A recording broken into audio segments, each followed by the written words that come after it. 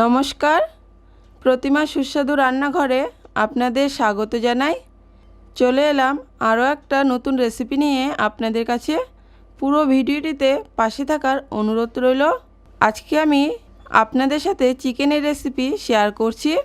আমি কিভাবে বাড়িতে চিকেন বানাই, পরিবারের প্রত্যেকেই চেটেপুটে খায় এইভাবে বানিয়ে, এতটাই ভালো হয় খেতে।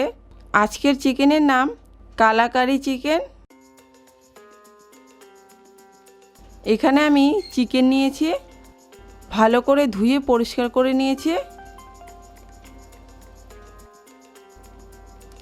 এরপর এখানে মিক্সির জার নিয়েছি, কিছু মশলা পেস্ট করে নেব।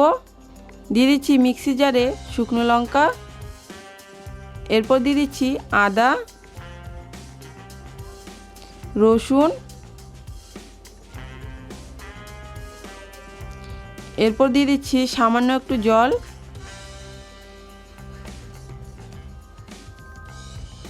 মশলা পেস্ট করতে সুবিধা হবে তাই মশলা পেস্ট করে নিয়েছি। এরপর গ্যাসে কড়াই বসিয়ে দিয়েছি, কড়াই দিয়ে দিচ্ছি তেল। আজকের রান্নাটাও সর্ষের তেলে রান্না করব। এরপর দিয়ে দিচ্ছি পেঁয়াজ ভেজে নেব। পেঁয়াজের ব্রেস্তা তৈরি করে নেব।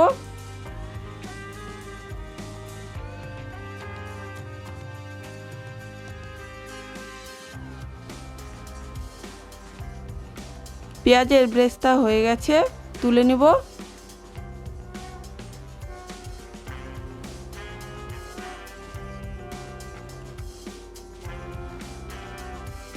এরপর দিয়ে দিচ্ছি ওই তেলেই গোটা জিরা, তেজপাতা, এখানে নিয়েছি গোলমরিচ, লং, এলাচ, দারচিনি, শুকনো লঙ্কা, জায়ফল, সমস্ত কিছু দিয়ে দিলাম। এরপর নেড়ে নিচ্ছি।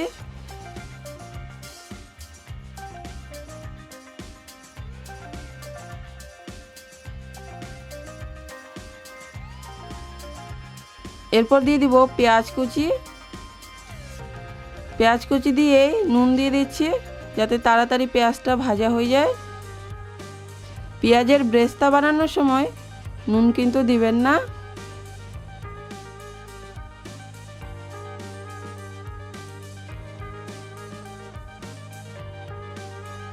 এরপর পেঁয়াজ ভাজা হয়ে গেলে দিয়ে দেব চিকেনগুলো।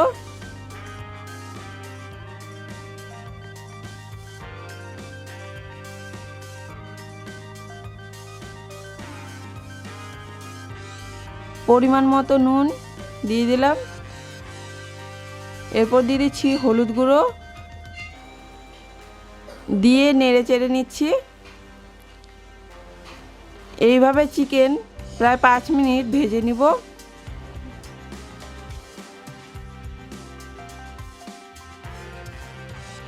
পাঁচ মিনিট ভেজে নিয়েছি, চিকেনের কালারটাও চেঞ্জ হয়ে গেছে। এরপর দিয়ে দিচ্ছি আদা, লঙ্কা, রসুনের পেস্ট,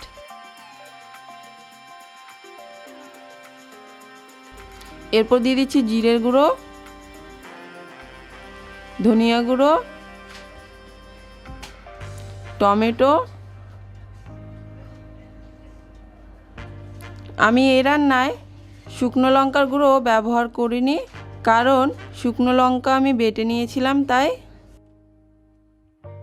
মশলা দিয়ে ভালো করে কষিয়ে নিতে হবে।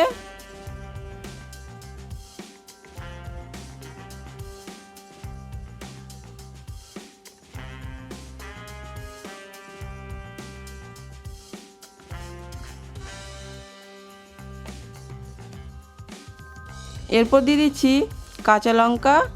চিকেন কষানো হয়ে গেছে, চিকেন থেকে তেল ছেড়ে গেছে। এরপর দিয়ে দিচ্ছি পেঁয়াজের ব্রেস্তাগুলো এইভাবে হাত দিয়ে ভেঙে নিব।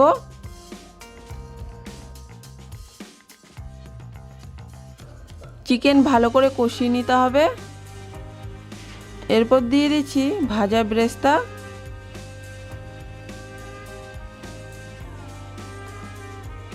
আবারও নেড়েচেড়ে মিশিয়ে নিচ্ছি। 5 মিনিট কম আছে এইভাবে কষিয়ে নিব। 5 মিনিট ধরে কষিয়ে নিয়েছি আর চিকেন থেকে তেল ছেড়ে গেছে।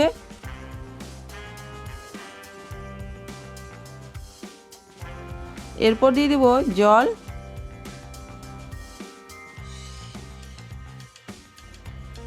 যেহেতু চিকেন কারি হবে তাই জলটা বুঝে দিতে হবে এখানে।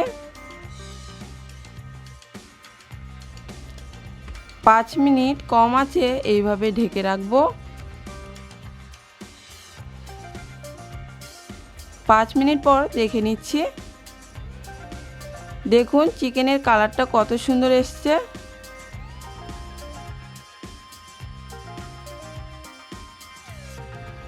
আবারও 2 মিনিট এইভাবে ফুটিয়ে নিব। এরপর দিয়ে দিচ্ছি উপর থেকে গরম মশলার গুঁড়ো। গরম মশলার গুঁড়ো দিয়ে নামিয়ে নিব। আপনারা বাড়িতে এইভাবে চিকেন কালাকারি বানিয়ে দেখতে পারেন। দেখতে কিন্তু দারুণ হয়েছে, খেতেও কিন্তু দারুণ লাগে। আজকের রেসিপি ভালো লেগে থাকলে সাবস্ক্রাইব করার অনুরোধ রইল। পাশে থাকা বেল আইকনে ক্লিক করে দেবেন।